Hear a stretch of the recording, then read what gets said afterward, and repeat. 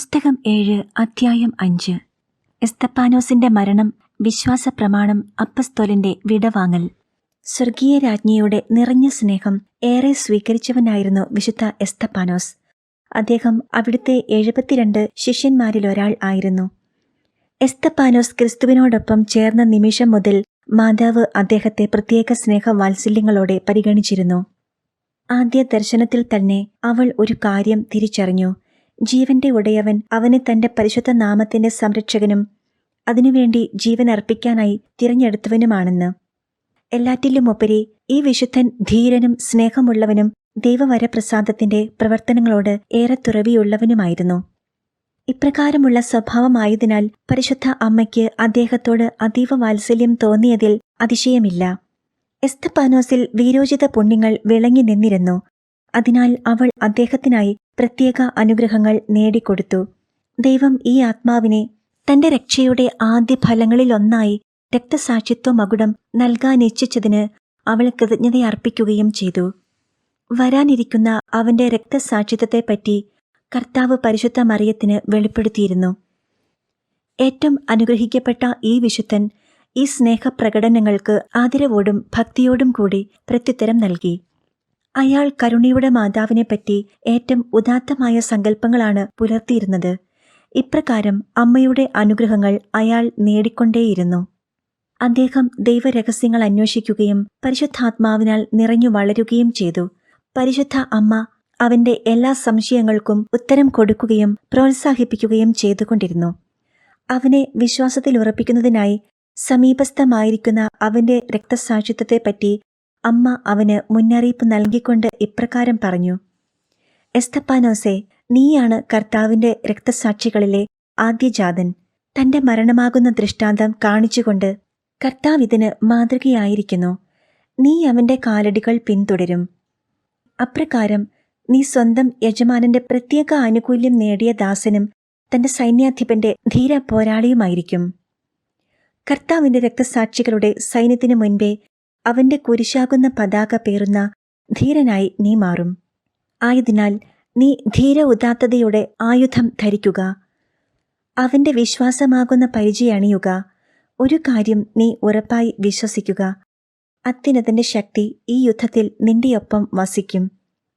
പരിശുദ്ധ രാജ്ഞിയുടെ ഈ വാക്കുകൾ എസ്തപ്പാനോസിന്റെ ഹൃദയത്തിൽ രക്തസാക്ഷിത്വത്തിനായുള്ള ദാഹം ജ്വലിപ്പിച്ചു. ശ്ലീഹന്മാരുടെ നടപടി പുസ്തകത്തിൽ പ്രസ്താവിക്കും പോലെ വരപ്രസാദവും ധൈര്യവും നിറഞ്ഞ് ജെറുസലേമിൽ അനേകം അത്ഭുതങ്ങൾ പ്രവർത്തിച്ചു. യഹൂദരുമായി തർക്കങ്ങൾ നടത്താൻ പത്രോസും യോഹന്നാനും ഒപ്പം അദ്ദേഹവും മാത്രമേ ധൈര്യപ്പെട്ടുള്ളൂ. തന്റെ ജ്ഞാനവും തീക്ഷ്ണതയും മൂലം ആർക്കും അയാളെ പ്രതിരോധിക്കാൻ കഴിഞ്ഞില്ല. അദ്ദേഹം നിറഞ്ഞ ധൈര്യത്തോടെ അവരുടെ ഇടയിലേക്ക് ഇറങ്ങി ചെല്ലുകയും അവരുയർത്തിയ വാദങ്ങളെ ഖണ്ഡിക്കുകയും ധൈര്യത്തോടെ അവരുടെ തെറ്റുകൾ ചൂണ്ടിക്കാട്ടുകയും ചെയ്തു. ഇക്കാര്യത്തിൽ മറ്റു ശിഷ്യരേക്കാൾ മുന്നിട്ടു നിന്നത് എസ്തപ്പാനോസ് ആയിരുന്നു. പരിശുദ്ധ അമ്മ അദ്ദേഹത്തിന് നൽകിയ മുന്നറിയിപ്പിൻ പ്രകാരം രക്തസാക്ഷിയാകാൻ വേണ്ടിയായിരുന്നു അദ്ദേഹം ഇത്രയും ധീരത കാട്ടിയത്. മറ്റാരെങ്കിലും തന്നേക്കാൾ മുൻപേ ആദ്യ കിരീടം നേടുമോ എന്ന് ഭയപ്പെട്ടതുപോലെയായിരുന്നു അദ്ദേഹം. മറ്റെല്ലാവർക്കും മുൻപേ യഹൂദ റബ്ബിമാരും ഗുരുക്കന്മാരുമായി ആവേശപൂർവ്വം വേദതർക്കത്തിലേർപ്പെട്ടു. തനിക്കുവേണ്ടി ജീവനർപ്പിച്ച യേശുക്രിസ്തുവിന് സാക്ഷ്യം നൽകുകയാണ് താനെന്ന ഉത്തമ ബോധ്യം അദ്ദേഹത്തിനുണ്ടായിരുന്നു. നരകപിശാച് വിശുദ്ധ എസ്തപ്പാനോസിന് തീവ്ര അഭിലാഷം കണ്ട് അവന്റെ കുൽസിതമായ ശ്രദ്ധ വിശുദ്ധന് നേർക്കു തിരിച്ചു. പരസ്യമായി ക്രിസ്തുവിന് സാക്ഷി നൽകി രക്തസാക്ഷിയാകാനുള്ള അവന്റെ മോഹത്തെ എങ്ങനെ തടയാമെന്ന് ചിന്തിച്ച് അവൻ ഉഴറി. തീവ്ര അവിശ്വാസികളായ യഹൂദരിൽ ചിലരെ പ്രലോഭിപ്പിച്ച് അവനെ രഹസ്യമായി വകവരുത്താൻ ഒരുക്കങ്ങൾ കൂട്ടി. യഹൂദരുടെ ഇടയിൽ വചനം പ്രഘോഷിക്കുന്നതിൽ നിന്നും ഇതൊന്നും എസ്തപ്പാനോസിനെ പിന്തിരിപ്പിച്ചില്ല. അവനെ രഹസ്യത്തിൽ കൊല്ലുന്നതിനോ പൊതുജനമധ്യത്തിൽ തർക്കിച്ചു തോൽപ്പിക്കുന്നതിനോ സാധിക്കാതെ വന്നപ്പോൾ യഹൂദരുടെ രോഷം ആളിക്കത്തി. അവർ അവനെതിരായി വ്യാജസാക്ഷ്യം പറയുന്നതിൽ തയ്യാറായി. മോശയ്ക്കും ദൈവത്തിനുമെതിരെ ദൂഷണം പറഞ്ഞു. വിശുദ്ധ ദേവാലയത്തിനും നിയമത്തിനും എതിരു പറഞ്ഞതുകൊണ്ട് യേശു അവയിലൊന്നിനെയും നശിപ്പിക്കാതിരിക്കില്ല എന്ന് എസ്തപ്പാനോസ് പ്രസ്താവിച്ചു എന്നതായിരുന്നു അവനെതിരെയുള്ള കള്ളസാക്ഷ്യം. കള്ളസാക്ഷികൾ ഈ അപഖ്യാതികൾ അവനെതിരെ അത്യുച്ചത്തിൽ വിളംബരം ചെയ്യുകയും ആൾക്കൂട്ടത്തെ അവനെതിരെ പ്രകോപിപ്പിക്കുകയും ചെയ്തു. പുരോഹിതർ ഇക്കാര്യത്തിൽ വിധി പ്രസ്താവിക്കുന്നതിനായി അവനെ ബന്ധിച്ച് അവരുടെ മുൻപിൽ ഹാജരാക്കി. അധ്യക്ഷനായിരുന്ന ന്യായാധിപ പ്രമുഖൻ ആദ്യം എസ്തപ്പാനോസിന്റെ മൊഴി കേട്ടു. വിശുദ്ധനാകട്ടെ ഈ അവസരം നന്നായി ഉപയോഗിച്ചു. മനുഷ്യവർഗത്തിനു വേണ്ടി പ്രവചനങ്ങളിലൂടെ വാഗ്ദാനം ചെയ്യപ്പെട്ട മിശിഹ യേശുക്രിസ്തുവാണെന്ന് അവൻ അസന്നിഗ്ധമായി പ്രസ്താവിച്ചു. തിരുലിഖിതങ്ങൾ ഉദ്ധരിച്ചുകൊണ്ടായിരുന്നു അവൻ ഈ ജ്ഞാനം വെളിപ്പെടുത്തിയത്. വാദത്തിനൊടുവിൽ അവൻ തന്റെ അവിശ്വാസികളായ ശ്രോതാക്കളെ അവരുടെ ഹൃദയ കാഠിന്യത്തെപ്പറ്റി ശാസിച്ചു. അവർക്ക് മറുപടി ഇല്ലായിരുന്നു. പകരം അവർ തങ്ങളുടെ ചെവി അടച്ചുപിടിച്ച് അവന്റെ വാക്കുകൾ കേൾക്കാതിരിക്കാൻ പരിശ്രമിക്കുകയും അരിശം കൊണ്ട് പല്ലിറുമുകയും ചെയ്തു. സ്വർഗീയ രാജ്ഞി എസ്തപ്പാനോസിന്റെ വിവരം അറിഞ്ഞിരുന്നു. വരാനിരിക്കുന്ന സംഘർഷത്തിൽ തന്റെ നാമത്തിൽ അവനെ ശക്തിപ്പെടുത്തുന്നതിനായി അവൾ തന്റെ മാലാഖമാരിൽ ഒരാളെ അവന്റെ പക്കലേക്ക് അയച്ചു. പുരോഹിതരുമായുള്ള തർക്കങ്ങൾ തുടരുന്നതിനു മുൻപായിരുന്നു ഇത്. മാലാഖയുടെ വശം എസ്തപ്പാനോസ് അമ്മയ്ക്കുള്ള മറുപടി പറഞ്ഞുവിട്ടത് ഇപ്രകാരമായിരുന്നു: തന്റെ യജമാനനെ പ്രഘോഷിക്കാൻ തന്റെ ഹൃദയവും ജീവൻ തന്നെയും താൻ സസന്തോഷം സമർപ്പിച്ചിരിക്കുന്നു. അതിലൂടെ കർത്താവിന്റെ ഹിതം പൂർത്തിയാകട്ടെ. തന്റെ അധ്യാപികയും അമ്മയും എന്ന നിലയിൽ തന്റെ മേൽ അനുഗ്രഹവും സഹായവും ചൊരിയണമെന്ന് അവൻ മാതാവിനോട് അപേക്ഷിച്ചു. വിട വാങ്ങും മുൻപ് അവസാനമായി അവളിൽ നിന്ന് അനുഗ്രഹം നേരിട്ട് വാങ്ങാൻ കഴിഞ്ഞില്ല എന്ന ദുഃഖം മാത്രമേ തനിക്കുള്ളൂ. അവൾ ആഗ്രഹിച്ച പ്രകാരം തന്നെ അവൻ തന്റെ ജീവൻ സമർപ്പിക്കാൻ ഒരുങ്ങുകയാണല്ലോ. എസ്തപ്പാനോസിന്റെ ഈ അന്ത്യയാത്രാമൊഴി പരിശുദ്ധ മാതാവിന്റെ ആർദ്രഹൃദയത്തെ കൂടുതൽ സ്നേഹത്താൽ ജ്വലിപ്പിച്ചു. അവനോടുള്ള അവളുടെ ബഹുമാനം ഇരട്ടിച്ചു. നേരിട്ട് അവന്റെ പക്കലെത്തി അവന് ശുശ്രൂഷ ചെയ്യാൻ അവൾ അഭിലഷിച്ചു. തന്റെ ദൈവവും രക്ഷകനുമായവന്റെ മഹത്വത്തിനു വേണ്ടി ആ വത്സല ശിഷ്യനിത തന്റെ ജീവൻ സമർപ്പിക്കാൻ ഒരുങ്ങുകയാണല്ലോ. എന്നാൽ അവളുടെ മുൻപിൽ അനേകം തടസ്സങ്ങളുടെ കടമ്പകൾ ഉണ്ടായിരുന്നു. ആകെ ഇളകി മറിഞ്ഞിരിക്കുന്ന ജെറുസലേം നഗരത്തിലെ തെരുവുകൾ കടന്നു പോകണം. കൂടാതെ എസ്തപ്പാനോസിനോട് സംസാരിക്കാൻ ഇപ്പോൾ എങ്ങനെയാണ് അവസരം കിട്ടുക? അവൻ എല്ലാവരുടെയും മുൻപിൽ ബന്ധനസ്ഥനാണല്ലോ. അവൾ സാഷ്ടാംഗ പ്രണാമം ചെയ്ത് ദൈവത്തിന്റെ ശക്തി തന്റെ പ്രിയപ്പെട്ട ശിഷ്യന്റെ മേൽ ആവസിക്കാൻ പ്രാർത്ഥിച്ചു. അവന്റെ അന്ത്യനിമിഷങ്ങളിൽ അവന് തുണയായിരിക്കാൻ തനിക്കുള്ള അഭിലാഷം അവൾ കർത്താവിനെ അറിയിച്ചു. തന്റെ അമ്മയുടെ എല്ലാ കാര്യങ്ങളും ഉടനടി സാധിച്ചു കൊടുക്കുന്ന കർത്താവ് തന്റെ ദാസനും വിശ്വസ്തനുമായ എസ്തപ്പാനോസിന്റെ രക്തസാക്ഷിത്വ വേദിയിൽ എത്താൻ പരിശുദ്ധ അമ്മയെ അനുവദിച്ചു. അതിനായി മാലാഖമാരെ നിയോഗിച്ചു. അവർക്കൊപ്പം കാവൽ ദൂതരും അകമ്പടി സേവിച്ചു. അവർ പരിശുദ്ധ രാജ്ഞിയെ വിശുദ്ധൻ നിന്ന സ്ഥലത്ത് എത്തിച്ചു. മാലാഖമാർ അമ്മയെ വെള്ളിമേഘ സിംഹാസനത്തിലിരുത്തി പ്രധാന പുരോഹിതന്റെ കോടതിയിലേക്ക് ആനയിച്ചു. ന്യായാസനത്തിലിരുന്ന് അയാൾ എസ്തപ്പാനോസിനെതിരെയുള്ള സാക്ഷ്യങ്ങൾ ശ്രവിക്കുകയായിരുന്നു. സ്വർഗീയ രാജ്ഞിയുടെ ദർശനം എസ്തപ്പാനോസിന് മാത്രമേ ലഭിച്ചുള്ളൂ. മഹത്വത്താൽ പൂരിതയായി പരിശുദ്ധ മാലാഖമാരാൽ സംവഹിക്കപ്പെട്ട് മേഘസിംഹാസനത്തിലാരൂഢയായിരിക്കുന്ന അമ്മയുടെ സാന്നിധ്യം എസ്തപ്പാനോസ് അറിഞ്ഞു. ദൈവമഹത്വത്തിന്റെ രണവീരനായ അപ്പസ്തോലൻ അപ്പോൾ വീണ്ടും ദൈവസ്നേഹത്താൽ ജ്വലിച്ചു. പരിശുദ്ധ അമ്മയെ ദർശിച്ചതിലുള്ള സന്തോഷത്താലും അവളുടെ മഹത്വത്തിന്റെ പ്രതിഫലനം മൂലവും വിശുദ്ധ എസ്തപ്പാനോസിന്റെ വദനം ജ്വലിച്ചു. ആ മുഖത്തുനിന്നും അത്ഭുത സൗന്ദര്യത്തിന്റെ ദീപ്തി പ്രസരിച്ചു. വിസ്താരം അവസാനിക്കുമ്പോൾ പരിശുദ്ധ അമ്മയുടെ മധ്യസ്ഥതയാലും എസ്തപ്പാനോസിന്റെ കീഴ്പ്പെടുത്താനാവാത്ത തീക്ഷ്ണതയാലും സ്വർഗകവാടം തുറക്കപ്പെട്ടു. രക്ഷകനായ കർത്താവ് തന്റെ പിതാവിന്റെ വലതുഭാഗത്ത് നിലകൊള്ളുന്ന ദൃശ്യം അയാൾ കണ്ടു.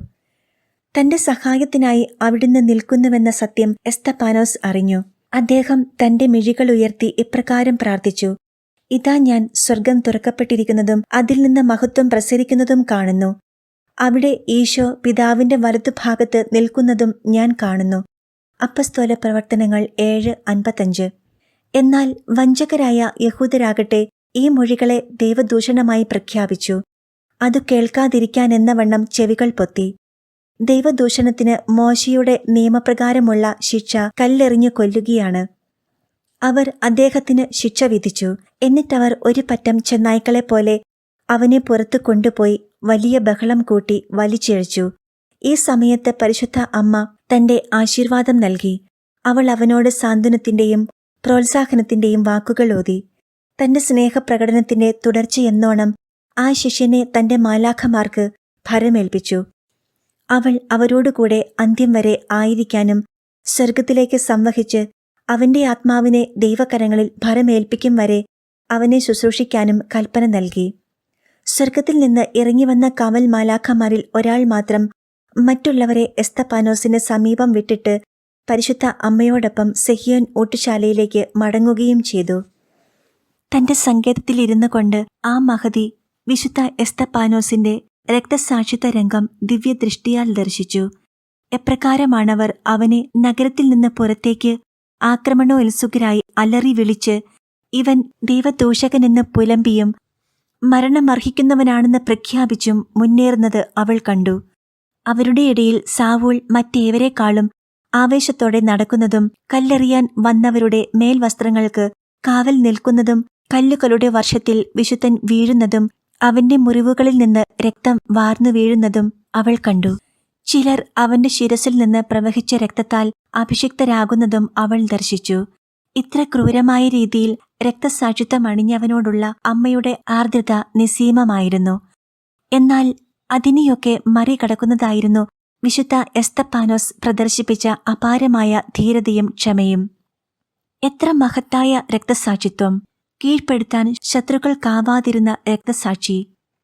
അദ്ദേഹം മരണം മുൻപിൽ കണ്ട നിമിഷത്തിൽ ശബ്ദമുയർത്തി ഇപ്രകാരം പ്രാർത്ഥിച്ചു: കർത്താവെ, എന്റെ ആത്മാവിനെ സ്വീകരിച്ചാലും. എന്നിട്ട് മുട്ടുകുത്തി ഉച്ചത്തിൽ വീണ്ടും ഇപ്രകാരം പ്രാർത്ഥിച്ചു: കർത്താവെ, ഈ പാപം ഇവരുടെ മേൽ ആരോപിക്കരുതേ. എന്റെ ആത്മാവിനെ സ്വീകരിച്ചാലും. എസ്തപ്പാനോസിന്റെ ഈ പ്രാർത്ഥനയിൽ പരിശുദ്ധ മറിയത്തിന്റെ പ്രാർത്ഥനയും കൂടി ചേർന്നു.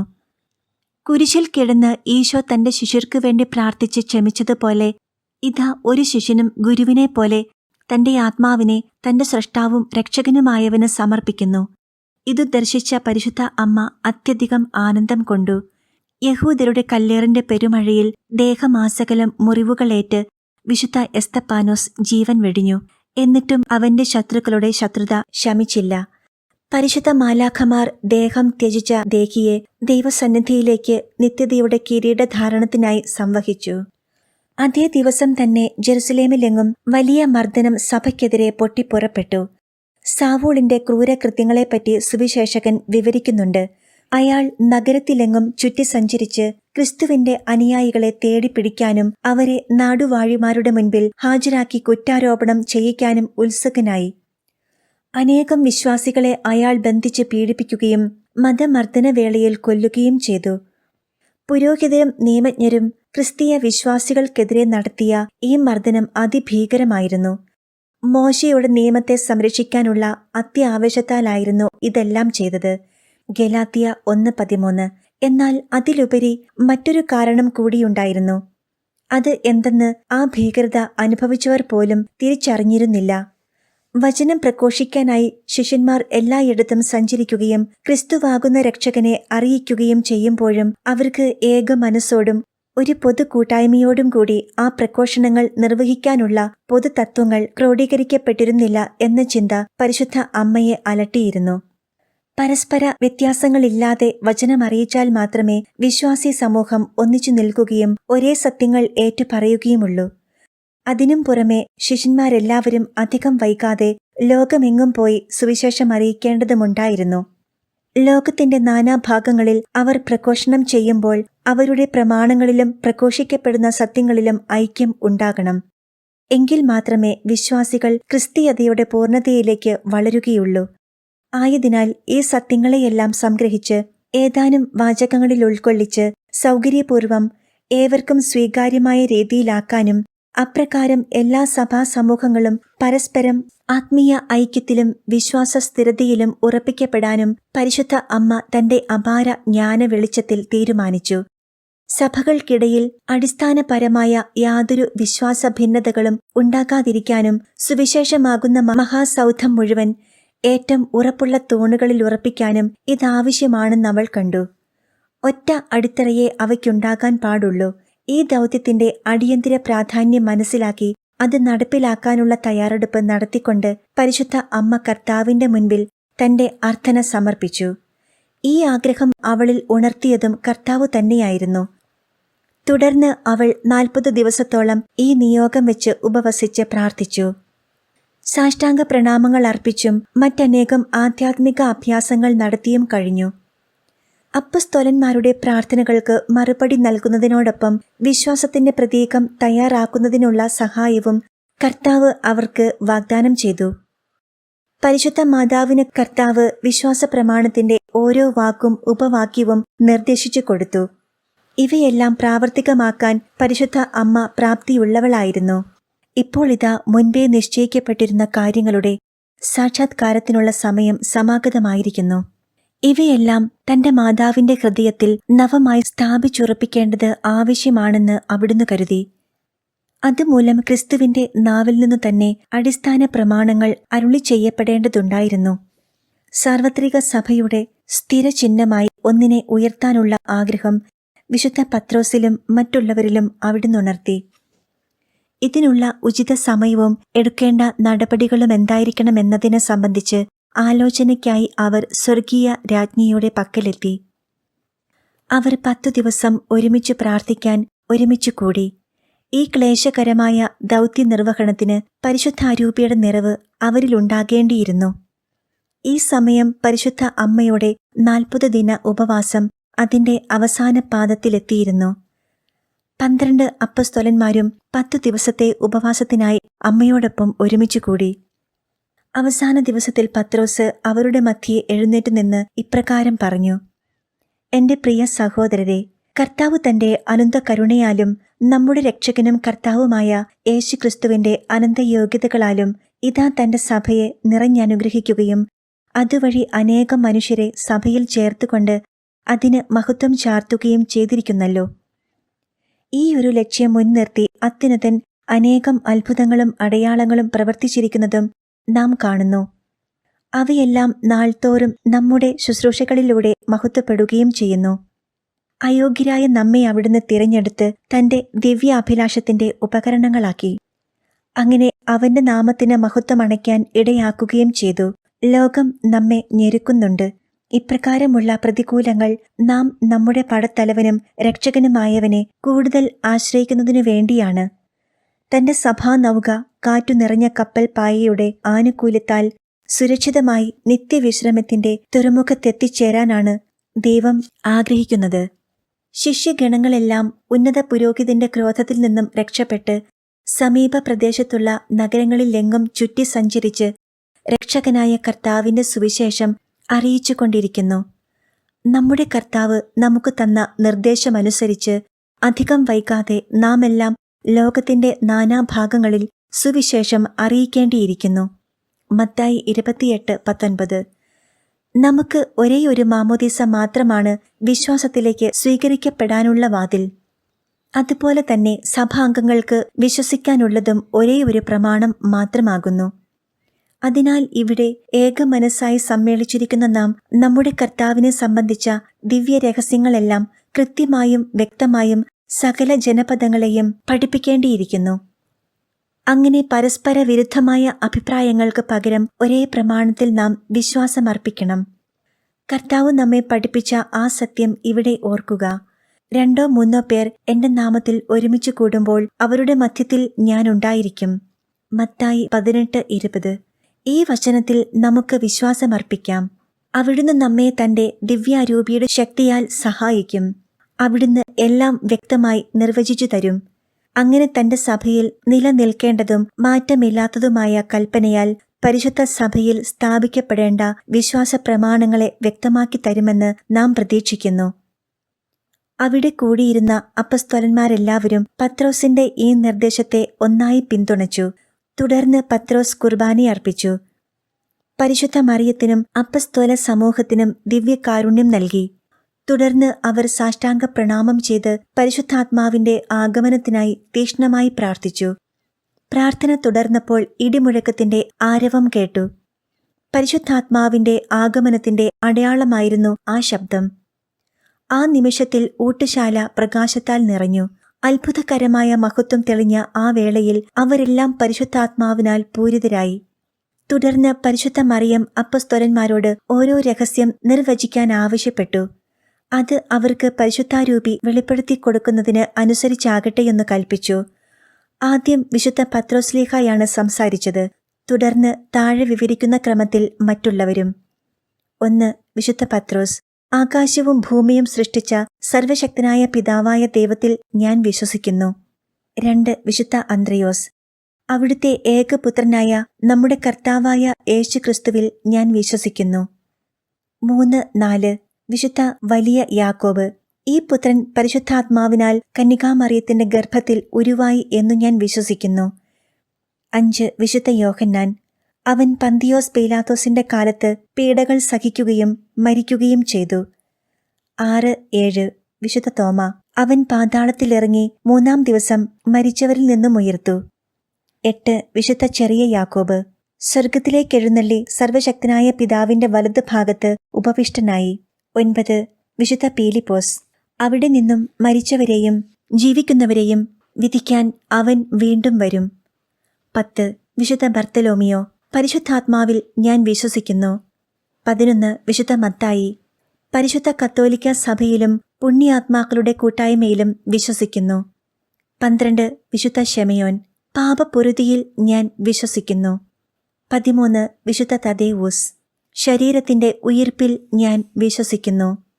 14 വിശുദ്ധ മത്തിയാസ്. നിത്യജീവനിൽ ഞാൻ വിശ്വസിക്കുന്നു. ആമേൻ. മേൽപ്പറഞ്ഞ ഈ പ്രതീകത്തെ സാധാരണയായി നാം വിളിക്കുന്നത് വിശ്വാസപ്രമാണം എന്നാണ്. കർത്താവിന്റെ മരണശേഷം 1 വർഷം പൂർത്തിയാകുന്ന സമയത്തും വിശുദ്ധ എസ്തപ്പാനോസിന്റെ രക്തസാക്ഷിത്വം സംഭവിച്ചതിന് തൊട്ടു പിന്നാലെയുമാണ് അപ്പസ്തോലന്മാർ ഈ വിശ്വാസപ്രമാണം രൂപപ്പെടുത്തിയത്. പിന്നീട് വന്ന കാലഘട്ടങ്ങളിൽ ആരിയൂസിന്റെയും മറ്റു പല പാഷണ്ഡികളുടെയും അബദ്ധ സിദ്ധാന്തങ്ങളെ നിരാകരിക്കുന്നതിന് സൂനകദോസുകൾ സമ്മേളിച്ച സമയങ്ങളിൽ അപ്പസ്തോലന്മാരുടെ വിശ്വാസപ്രമാണം കൂടുതൽ വ്യക്തമായി വിശദീകരിക്കപ്പെടുകയും പരിശുദ്ധ കുർബാനയുടെ ഭാഗമാക്കുകയും ചെയ്തു. സത്തയിൽ ഇവയെല്ലാം ഒന്നു തന്നെയാണ്. അതിലുള്ളത് 14 പ്രാമാണിക സത്യങ്ങളാണ്. ഇവ ക്രിസ്തീയ സഭയുടെ വേദ പഠനത്തിന്റെ അടിസ്ഥാന ശിലയുമാണ്. രക്ഷ പ്രാപിക്കാനായി നാമെല്ലാം ഇതു വിശ്വസിക്കുകയും ഏറ്റുപറയുകയും ചെയ്യേണ്ടിയിരിക്കുന്നു. ഈ പ്രമാണങ്ങൾ ഏകീകരിക്കപ്പെട്ടു കഴിഞ്ഞയുടനെ പരിശുദ്ധാത്മാവ് അതിന് അംഗീകാരം നൽകി. അതിന്റെ അടയാളമായി സ്വർഗത്തിൽ നിന്ന് ഒരു സ്വരം മുഴങ്ങി, നിങ്ങൾ നന്നായി തീരുമാനിച്ചിരിക്കുന്നു. തുടർന്ന് പരിശുദ്ധ രാജ്ഞിയുടെ നേതൃത്വത്തിൽ ആ സമൂഹം ഒന്നുചേർന്ന് അത്യുന്നതന് നന്ദി പറഞ്ഞു. കർത്താവിന്റെ മഹത്വം ഉയർത്തുന്നതിനും സഭയുടെ നന്മ ഉറപ്പാക്കുന്നതിനും അവർ സ്വയം ദൈവത്തിന്റെ ഉപകരണങ്ങളായി വർത്തിച്ചുവെന്നത് അമ്മയെ അത്യധികം സന്തോഷിപ്പിച്ചു.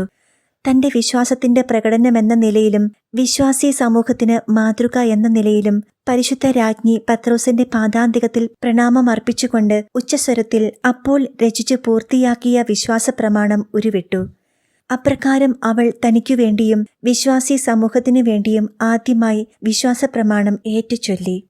പരിശുദ്ധ മറിയം തുടർന്ന് വിശുദ്ധ പത്രോസിനോട് ഇപ്രകാരം പറഞ്ഞു, എന്റെ പുത്രന്റെ വികാരിയായി ഞാൻ അംഗീകരിക്കുന്ന പ്രഭു, കേവലം ഒരു നികൃഷ്ട കീടം മാത്രമായിരിക്കുന്ന ഞാൻ എന്റെ നാമത്തിലും വിശ്വാസി സമൂഹത്തിന്റെ നാമത്തിലും ഏറ്റുപറയുന്നു. അങ്ങ് സ്ഥാപിച്ചിട്ടുള്ള ദിവ്യവും അപ്രമാദവുമായ കത്തോലിക്കാ സഭയുടെ സത്യങ്ങളെ പ്രതി ഞാൻ അത്യുന്നതനെ സ്തുതിക്കുന്നു. എന്തെന്നാൽ ഇവ അവിടെ നിന്ന് ഉറവെടുത്തിട്ടുള്ളതാണല്ലോ. കർത്താവിന്റെ വികാരിയുടെ കൈകളിൽ അവൾ ചുംബനമർപ്പിച്ചു. തുടർന്ന് മറ്റുള്ള അപ്പസ്തോലന്മാരുടെയും. അപ്രകാരം കത്തോലിക്കാ സഭയുടെ വിശ്വാസ സത്യങ്ങൾ ഏകീകരിച്ച് ആവിഷ്കരിച്ചതിനു ശേഷം പരസ്യമായി ആദ്യം ഏറ്റുപറഞ്ഞത് പരിശുദ്ധ അമ്മയാണ്. ദൈവത്തിന്റെ പ്രേരണയാൽ അപ്പസ്തോലന്മാർ ലോകത്തിലെങ്ങും സഞ്ചരിച്ച് സുവിശേഷ സന്ദേശം എത്തിക്കാനുള്ള ആലോചനകളിൽ മുഴുകി. എന്തെന്നാൽ ദൈവത്തിന്റെ നാമം പുറജാതികളെ അറിയിക്കാനും അവരെയും നിത്യരക്ഷയുടെ വഴി പഠിപ്പിക്കുന്നതിനുമുള്ള സമയം സമാഗതമായി കഴിഞ്ഞിരിക്കുന്നു.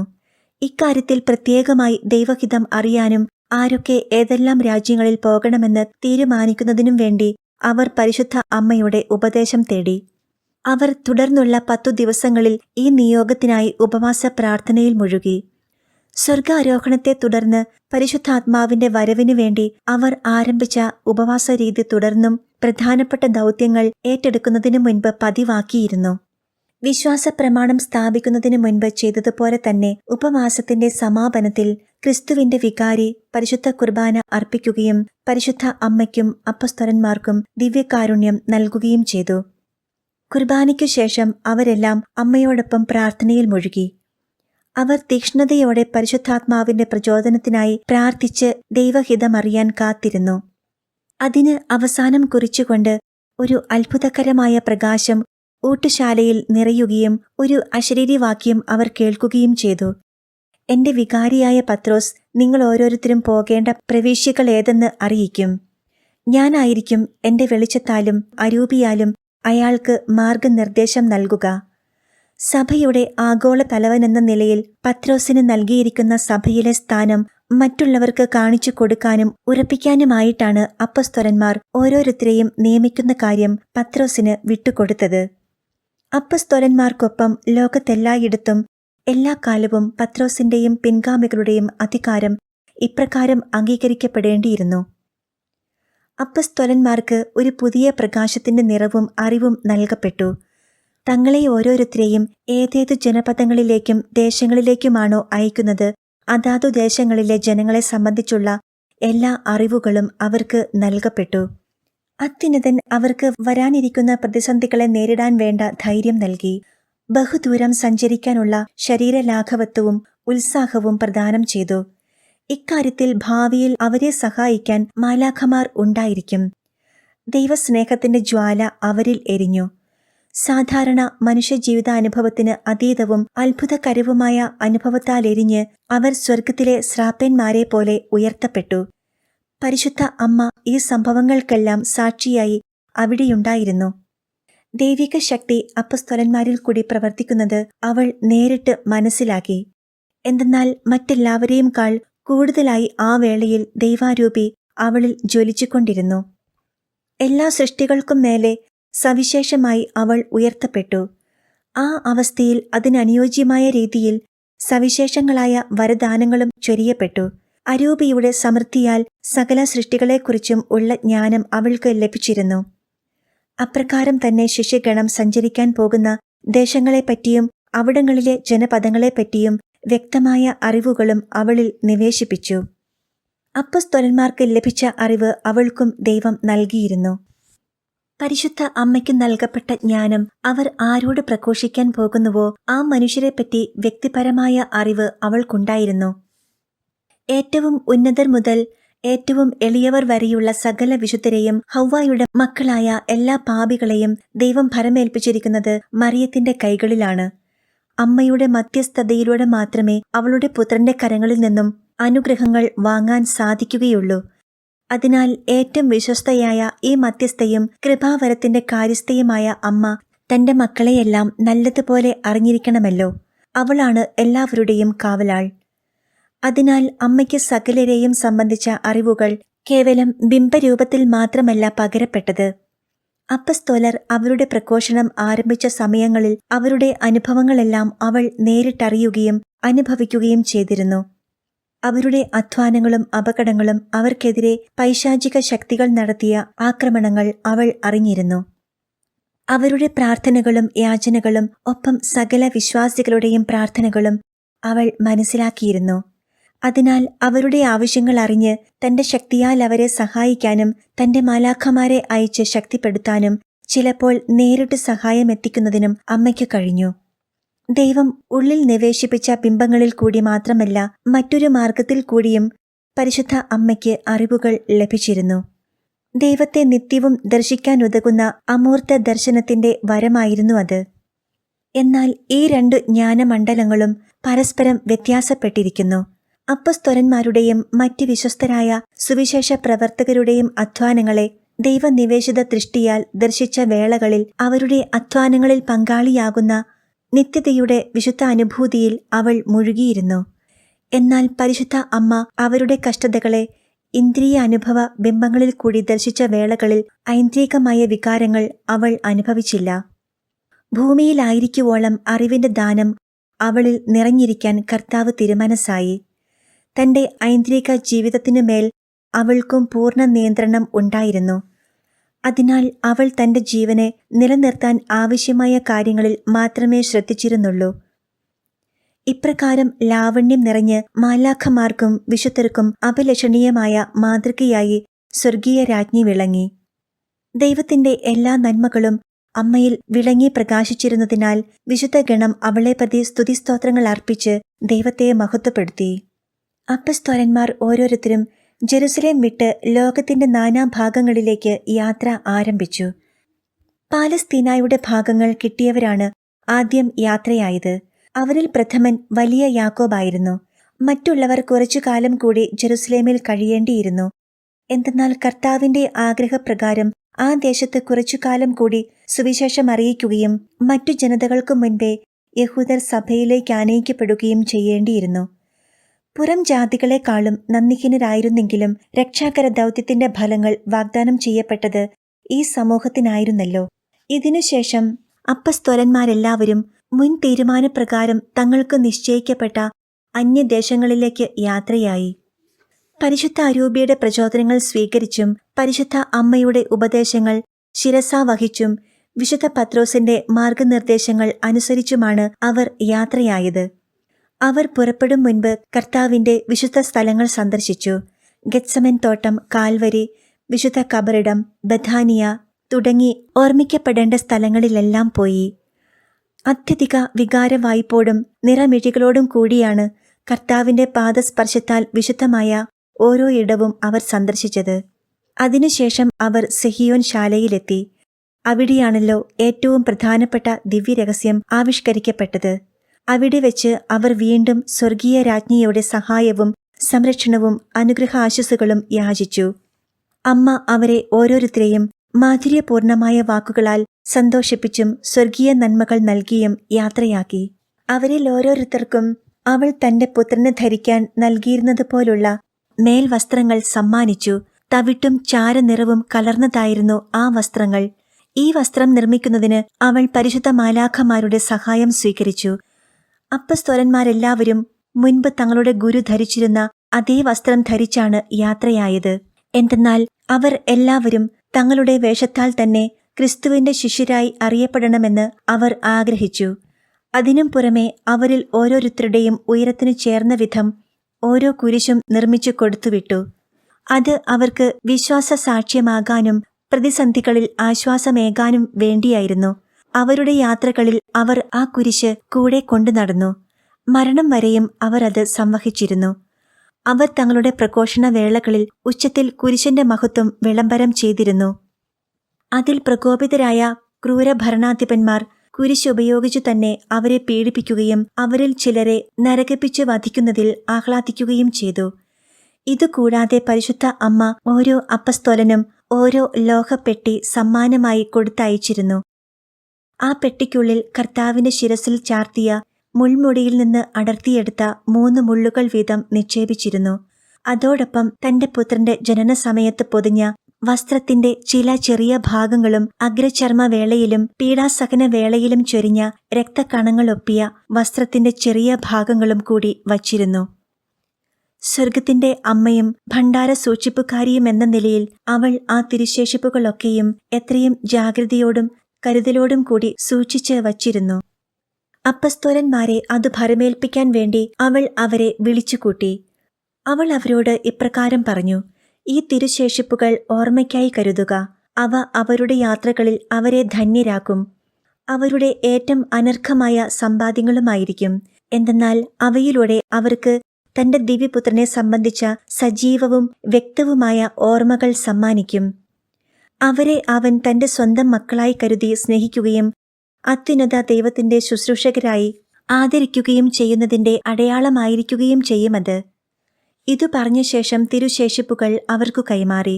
അവർ അശ്രുകണങ്ങൾ പൊഴിച്ചുകൊണ്ടാണ് അവയെ സ്വീകരിച്ചത്. അവ അവരെ സമാധാനിപ്പിക്കുകയും ആനന്ദിപ്പിക്കുകയും ചെയ്തു. അവർ ഒന്നാകെ പരിശുദ്ധ രാജ്ഞിക്ക് കൃതജ്ഞതയർപ്പിച്ചു. പരിശുദ്ധ തിരുശേഷിപ്പുകൾക്ക് മുൻപിൽ അവർ സാഷ്ടാംഗം പ്രണാമം ചെയ്തു വണങ്ങി. പരസ്പരം ആലിംഗനം ചെയ്ത് യാത്രാവന്ദനം ചൊല്ലി. യാക്കോബാണ് ആദ്യം സംഘം വിട്ടുപോയത്. സ്വർഗീയ രാജ്ഞിയുടെ വചസ്സുകൾ. എന്റെ പുത്രി, ഈ അധ്യായത്തിൽ നൽകിയിരിക്കുന്ന പാഠങ്ങൾ വഴി ഞാൻ നിന്റെ സമക്ഷം അവതരിപ്പിക്കുന്ന ചിത്രം ശ്രദ്ധിക്കൂ. നീ കണ്ണുനീരോടും വിലാപത്തോടും കൂടെ തിരുസഭയുടെ ഇന്നത്തെ അവസ്ഥയെയും ആദിമസഭയുടെ അവസ്ഥയെയും ഒന്ന് താരതമ്യം ചെയ്യുക. എപ്രകാരമാണ് തനി തങ്കം പോലെ വിളങ്ങിയ വിശ്വാസം ഇപ്രകാരം മങ്ങിപ്പോയത്? വിലാപം 4:1. അപ്പസ്തോലന്മാർ അടിത്തറയിട്ടു കെട്ടിയുയർത്തിയ ആ പൗരാണിക വിശ്വാസ സൗധം തകർന്നു പോയോ? എപ്രകാരമാണ് ഈ സൗധം ഭീകരവും വികൃതവുമായ പൊടികളും ചായങ്ങളും ഉപയോഗിച്ച് ശോഭ മങ്ങിപ്പോയത്? ഈ സത്യത്തെ ആഴത്തിൽ പഠിക്കുക. അതിനായി ദൈവം എത്ര ശക്തിയോടും പൂർണ്ണതയോടും കൂടിയാണ് തന്റെ നന്മയെ സൃഷ്ടികളിലേക്ക് പകരുന്നതിന് ആകാംക്ഷയോടെ കാത്തിരിക്കുന്നതെന്ന് ധ്യാനിക്കുക. ദൈവത്തിന്റെ അനന്ത നന്മയുടെ അനർഗള പ്രവാഹം മനുഷ്യരിലേക്ക് സമൃദ്ധിയോടെ ഒഴുക്കപ്പെടുന്നു. എങ്കിലും മനുഷ്യൻ തന്റെ ഇച്ഛാശക്തിയെ ദുരുപയോഗിച്ച് ആ ഒഴുക്ക് തടസ്സപ്പെടുത്തുന്നു. ദൈവം മനുഷ്യന് സ്വാതന്ത്ര്യം നൽകിയിരിക്കുന്നത് അവിടുത്തെ നന്മകളെ സ്വീകരിക്കാൻ വേണ്ടിയാണ്. എന്നാൽ അതിനു പകരം അവർ ദൈവവരപ്രസാദത്തെ തടയുമ്പോൾ പാപം ചെയ്യുന്നു.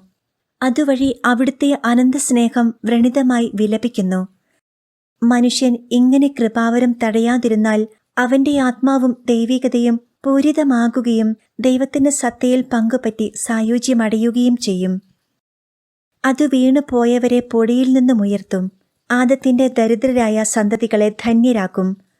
അവരെ തങ്ങളുടെ സങ്കടങ്ങളിൽ നിന്ന് കരകയറ്റി മഹത്വത്തിന്റെ രാജാക്കന്മാർക്കൊപ്പം ആസനസ്ഥരാക്കുകയും ചെയ്യും. ദൈവമഹത്വത്തെ പറ്റിയുള്ള തീഷ്ണതയാൽ ജ്വലിച്ച് തങ്ങളുടെ സകല അധ്വാനവും ദൈവസ്നേഹപ്രവാഹത്തിന്റെ വഴിയിൽ മനുഷ്യൻ സൃഷ്ടിക്കുന്ന തടസ്സങ്ങൾ നീക്കാൻ ചെയ്യുന്ന പ്രവർത്തനങ്ങൾ ദൈവത്തിന് ഏറ്റവും പ്രിയങ്കരമാണ്. കർത്താവിന്റെ ഉദാരതയെ തടസ്സപ്പെടുത്താത്തവരും ആ അനന്തമായ കൃപകളെയും വരദാനങ്ങളെയും അവിടുന്ന് സൃഷ്ടികളിലേക്ക് പകരുമ്പോൾ അതിനെ സ്വീകരിക്കാൻ കഴിയുന്നവരും എത്ര ഭാഗ്യമുള്ളവരാണെന്ന് ഓർക്കുക. സുവിശേഷ പ്രഘോഷണ സഭയായി അവൾ ലോകത്തിൽ സ്ഥാപിക്കപ്പെട്ട ആദ്യകാലങ്ങളിൽ തന്നെ ഈ സത്യം ദൈവം നമുക്കറിയിച്ചു തന്നിരുന്നു. ആ നാളുകളിൽ സഭയിൽ സ്വീകരിക്കപ്പെട്ടിരുന്ന എല്ലാവരിലേക്കും അവൻ തന്റെ കൃപാവരങ്ങൾ സമൃദ്ധിയായി ഒഴുക്കി അവരിലൂടെ അടയാളങ്ങളും അത്ഭുതങ്ങളും പ്രവർത്തിച്ചു. പരിശുദ്ധാത്മാവിനെ അവരിലേക്ക് നിരന്തരം അയച്ചുകൊണ്ടിരുന്നു. വിശ്വാസപ്രമാണം അംഗീകരിച്ചേറ്റു പറഞ്ഞവർക്ക് അനേകം അനുഗ്രഹങ്ങളും ശക്തിവിശേഷണങ്ങളും നൽകി.